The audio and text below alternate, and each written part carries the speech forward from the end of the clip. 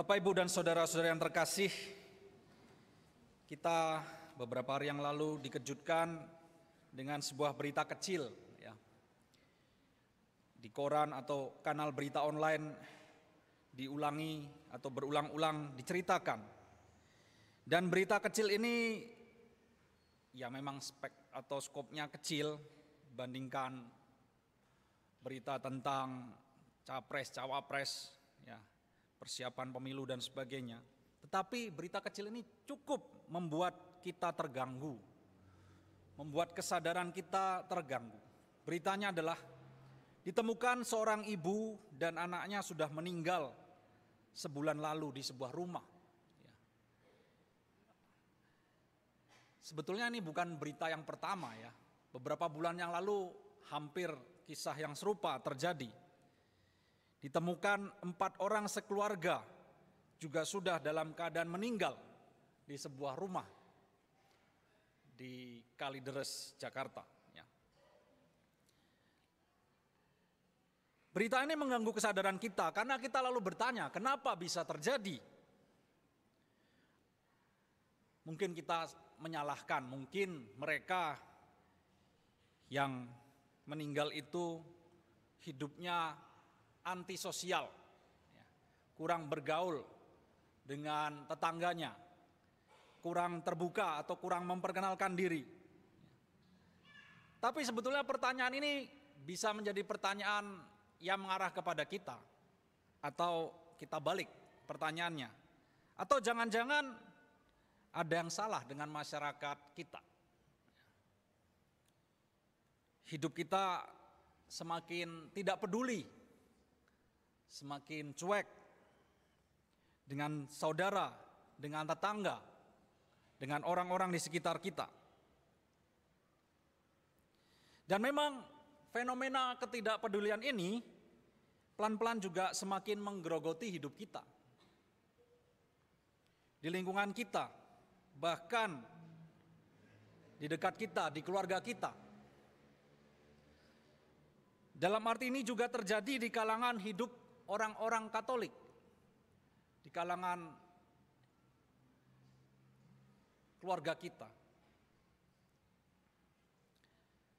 Bapak, Ibu, dan saudara-saudari yang terkasih, pada hari Minggu biasa ke-23 ini, Yesus, dan lewat bacaan-bacaan yang baru saja kita dengar, kita diajak untuk membangun komunitas persaudaraan yang baik. Yesus dalam Injil Matius ini secara khusus memberi pengajaran penting tentang hidup berkomunitas, hidup menggereja. Ya, maka dalam arti ini Yesus mengarahkan pada sisi pengajarannya, sisi eklesiologi, ya, eklesial, hidup menggereja. Memang belum bicara tentang gereja secara langsung, tetapi penafsirannya kita bisa berefleksi dari teks ini bicara tentang hidup menggereja. Bagaimana hidup menggereja yang baik? Bagaimana hidup berkomunitas yang baik? Dalam istilah kitab Yeskiel, bacaan pertama yang kita dengarkan baru saja, kita diajak untuk menjadi penjaga. Jadi dalam kitab Yeskiel tadi, Allah memerintahkan kepada Yeskiel untuk menjadi penjaga. Itu berarti bagi kita adalah kita diajak untuk menjadi penjaga. Penjaga bagi siapa? Bagi saudara-saudara kita. Tema tentang menjadi penjaga bagi saudara bukanlah tema yang baru sebetulnya ya. Kitab Yeskiel itu kitab nabi-nabi, salah satu kitab nabi-nabi bicara tentang terutama setelah bangsa Israel dalam masa-masa sulitnya di tanah Babilonia. Ya, mereka mengalami krisis dan Yeskiel memperingatkan kepada orang Israel untuk menjadi penjaga, mulai dari dirinya sendiri. Ya. Tema menjadi penjaga bagi saudara bukan tema yang baru. Ya. Dalam kitab suci berulang kali kita bisa mulai dari kisah pertama, kisah penciptaan atau awal-awal di seputar kisah penciptaan, kitab Kejadian. yaitu kisah tentang Kain dan Habel, di mana kisah itu menyedihkan akhirnya, ya, karena Abel dibunuh oleh saudaranya Kain. Ya. Tapi yang menarik bahwa Tuhan menegur Kain, ya. Dan apa jawaban Kain ketika ditegur Allah? Apakah aku penjaga bagi saudaraku? Ya. Jadi Kain menjawab atau menanggapi teguran Allah dengan mempertanyakan dirinya, apakah aku penjaga bagi saudaraku? Jadi tema ini tema yang menarik, penjaga bagi saudara, penjaga bagi saudara-saudari kita, ya.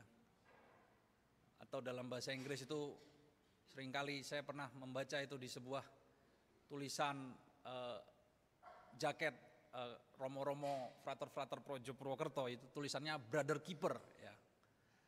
Bahasa Inggrisnya Brother Keeper, tapi bisa juga menyebut Sister Keeper, ya. Jadi penjaga bagi saudara-saudari kita, ya. Dan kisah atau tema penjaga bagi saudara ini tema yang mendasar, tema yang fundamental dalam hidup kita sebagai manusia, bahkan sejak awal penciptaan, ya. Dan bagi Kain berarti ini kegagalan, ya. Kegagalan karena dia membunuh saudaranya sendiri. Dia tidak bisa menjadi penjaga bagi saudaranya. Dan pertanyaan yang sama bagi kita, apakah kita penjaga bagi saudara kita? Dan jawabannya ya. Kita harus menjadi penjaga bagi saudara kita. Dan Yeskiel menunjukkan itu. Kamu harus menjadi penjaga bagi bangsa Israel. Demikian Allah meminta kepada Yeskiel. Jagalah mereka.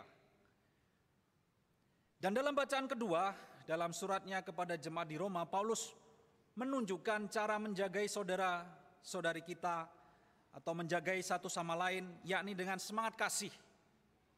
Ukurannya adalah seperti kamu mengasihi dirimu sendiri. Kasihilah sesamamu seperti kamu mengasihi dirimu sendiri. Ini ingin mengatakan bahwa kita mudah mencintai diri kita, maka ukuran kita mencintai orang lain, sesama kita, saudara kita adalah ya seperti engkau, seperti kita mencintai diri kita sendiri. Gunakan ukuran yang sama pada saudara kita. Dan itulah ajakan Paulus menjadi penjaga bagi saudara kita. Dan dalam bacaan Injil kasih itu lebih konkret lagi, karena bagi Yesus kasih itu harus ditunjukkan dengan memberi perhatian pada saudara kita. Dan Matius dalam Injilnya kali ini menunjukkan bahwa perkara dosa di sini bukan hanya soal kesalahan atau tindakan buruk yang dilakukan oleh saudara kita, melainkan hal-hal yang membuat komunitas menjadi rusak. Ya. Misalnya karena ketidakpedulian, kurang perhatian dan sebagainya. Ketimpangan yang dibuat saudara kita ini mungkin juga kita sendiri yang melakukan. Maka kita perlu memperhatikan bersama. Analoginya mungkin seperti sakit, luka yang kita alami, ya. Kalau kita jatuh, terluka di lutut atau di tangan, ya, pasti membuat kita nyeri, ya, perih, ya. Atau bahkan kalau tidak segera diobati bisa terjadi infeksi, ya. Kalau sudah infeksi, ya bisa lebih parah lagi, ya, demam dan sebagainya. Itu baru luka. Kalau penyakit yang lain yang lebih besar, ya, mungkin hanya menyentuh di bagian tubuh kita yang kurang penting, tetapi kita rasakan dalam keseluruhan tubuh kita, ya. Nah, seperti itulah Matius ingin menunjukkan bahwa luka yang mungkin dibuat oleh satu orang atau mungkin juga dibuat oleh kita, itu berarti melukai semuanya, melukai komunitas. Maka ketika Matius mengatakan dalam teksnya tadi, jika ia mendengarkan nasihatmu, engkau telah mendapatkannya kembali. Ya, ini ingin mengatakan, mendapatkannya kembali itu berarti kita menyembuhkan luka itu. Ya. Jadi bukan sekedar bahwa orang itu datang lagi atau bersama kita lagi, tetapi lebih dalam lagi maknanya adalah membuat luka itu sembuh. Membuat komunitas kita baik lagi. Jadi kata mendapatkannya kembali bisa dibahasakan dengan kita memenangkannya kembali. Ya. Kita memenangkannya kembali. Dan menarik bahwa Yesus menyampaikan tahap-tahapnya. Jika kamu tidak mampu, bawalah 2 atau 3 orang sebagai saksi ya, untuk membantu orang itu atau membantu kita. Ya. Jadi tidak semata-mata orang lain, tetapi juga bisa jadi kita sendiri yang membuat luka itu. Membantu orang itu atau kita untuk sembuh. Tetapi kalau 2 orang, 3 orang itu tidak cukup, bawalah kepada komunitas. Ya. Tetapi kalau itu masih tidak cukup, anggaplah mereka sebagai orang yang tidak mengenal Allah atau seorang pemungut cukai. Nah, kalimat terakhir ini menarik. Mungkin kita lalu mengartikan seolah-olah ya sudah kita biarkan, salah. Ya. Kenapa? Karena Matius tahu. Ya, ini pengarangnya Injil Matius ya. Pengarang Injil ini Matius. Kenapa? Karena dia pemungut cukai. Ya. Dalam kisah sebelumnya, ya, Yesus mendekati pemungut cukai. Ya. Jadi kalimat terakhir ini ingin mengatakan bahwa ada level lagi berikutnya. Ya. Kalau komunitas tidak selesai, ini berarti kita mau menggunakan cara Yesus. Ya. Sebagaimana Yesus mendekati pemungut cukai. Yesus menyambut pemungut cukai, Yesus memeluk pemungut cukai. Ya. Ada 2 kisah, Matius sendiri yang kemudian dipanggil menjadi muridnya, dan kemudian kisah yang lain adalah kisah Sakeus, pemungut cukai, di mana kemudian Sakeus bertobat dan akhirnya mengikuti Yesus juga. Atau dengan bahasa lain berarti kita menggunakan cara Yesus. Ya. Cara Yesus artinya cara yang terus menerus, tidak berhenti. Ya. Bukan berarti kalau komunitas sudah tidak sanggup lagi, berarti selesai perkaranya, tidak. Kita butuh waktu. Sebagaimana Tuhan dengan sabar menanti kita. Sebagaimana Tuhan Yesus menunggui para murid-muridnya untuk akhirnya sadar, untuk akhirnya memahami apa yang dibuat oleh Yesus. Ya. Dan caranya dengan tekun terus menemani. Dengan caranya adalah berdoa, mendoakan orang itu terus menerus. Mungkin ada kisah yang bisa membantu kita. Sebulan yang lalu kita memperingati pesta Santa Monica. Santa Monica itu seorang ibu yang menghadapi anaknya Agustinus. Agustinus waktu muda begitu penuh dosa. Hidupnya jatuh dari kejatuhan yang satu ke kejatuhan yang lainnya. Santa Monica mencoba membantu Agustinus, tapi gagal. Tapi Santa Monica tidak pernah berhenti. Dia berdoa terus. Sampai akhirnya Agustinus bertobat. Mungkin contoh seperti itu yang perlu kita lakukan. Ya. Ini ingin menandakan, anggaplah dia seperti pemungut cukai, artinya kita mau menghidupi cara Yesus.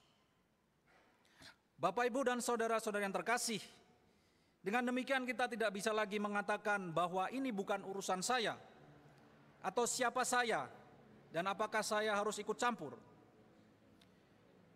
Saya mengutip Paus Fransiskus.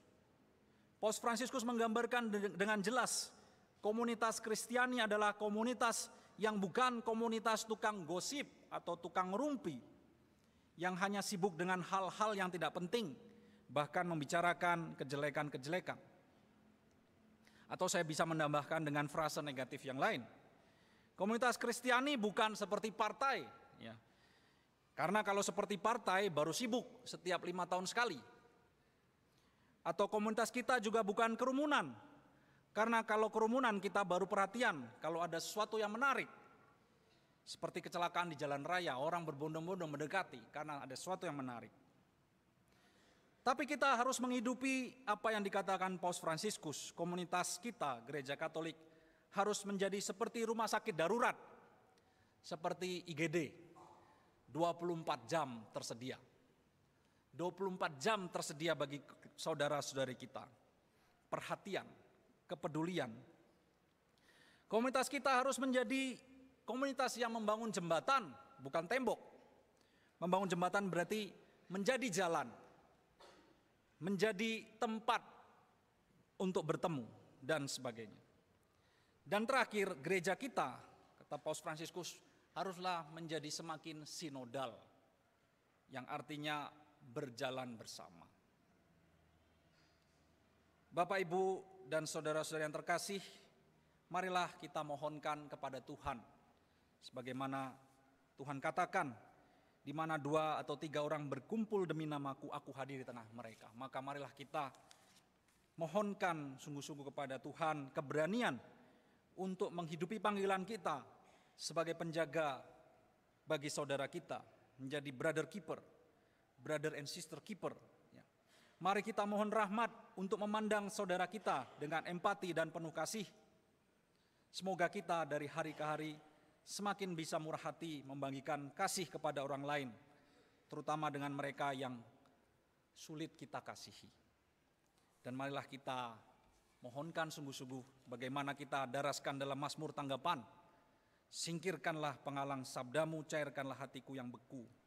Dan kita mohonkan semoga sabda Allah mencairkan hati kita dan mengarahkan kita di jalannya.